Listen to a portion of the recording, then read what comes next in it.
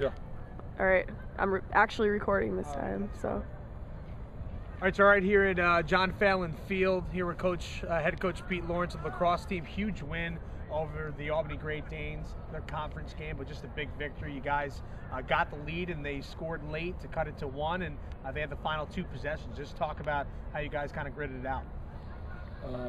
It would have been nice to have just won that last face-off and iced it that way instead of playing defense the whole last 2 minutes, like you're saying. But I think really what changed the momentum was the last 2 minutes of the second quarter. You know, when we scored those 2 goals there at the end, and then to come right back out, score a man-up goal, and then score another one quick right behind that, and kind of what we had been saying the last couple of days is that special teams was going to be huge, and we end up scoring 1 man-up goal. They end up going 0 for 3, you know, and ultimately we win by a goal. So, you know, that 1 man-up goal is what gave us the lead, you know. So, tied the game for us, tied the game, and then we come right back and score the next one. So, I think our guys were just mentally tough, found a way to win again. You know, a little sloppy in the first half. You guys total for the first 2 quarters 10-4 compared to Albany. What'd you say to the guys at halftime? Because when you came on out, you started on a great run and wound up scoring the first 4 goals.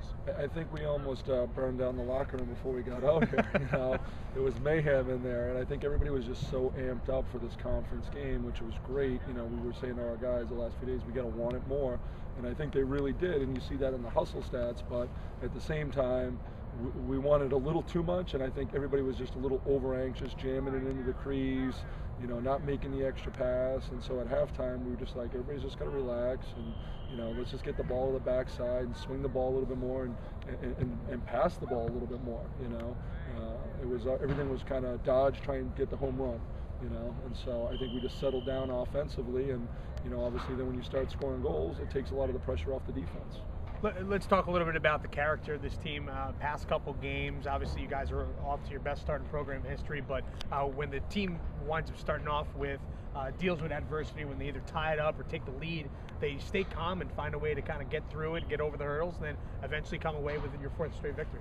Yeah, no, I think our guys I think are just have worked very hard this year in terms of just being physically and mentally tough, and regardless of kind of what we've been dealt, you know, again today 3 or 4 of our best players that arguably in the past they're not even playing, you know, so we're doing this without, you know, the Aiden Genick, without Scott Bement, without Michael Cudmore. I mean, 3 guys that are all conference players that aren't even playing, and we're still having success, and I think that just kind of speaks to the character of our guys. You know, they're just mentally tough.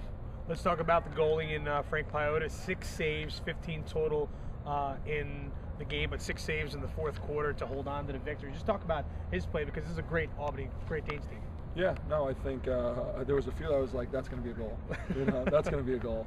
And you know, 6 saves in the 4th quarter is huge, and he's come up big for us. You know, and kind of like we were talking, I think before you know, we started taping, is you know, we were talking to Scotty B, and you know, Scotty B is like, I'm not 100%, and you know, Frank's been doing great, and he has been doing great, and you know, we knew it was going to be a tough decision when he came back, but I think again, it's the character of our guys. He felt like the best thing for our team was that Frank would be playing, and I'm glad he felt that way, because Frank played great. Not to say that Scott couldn't have done something similar, because I think he has the same ability level, but you know, Frank's hot right now, so we're going to kind of keep riding that. All right, well, congratulations on the big win here. Okay. Thanks, so a 98 victory for the Hawks. They'll be coming back home on April 9th as they'll host rival Stony Brook coming up at Almar Zook Field at Alumni Stadium.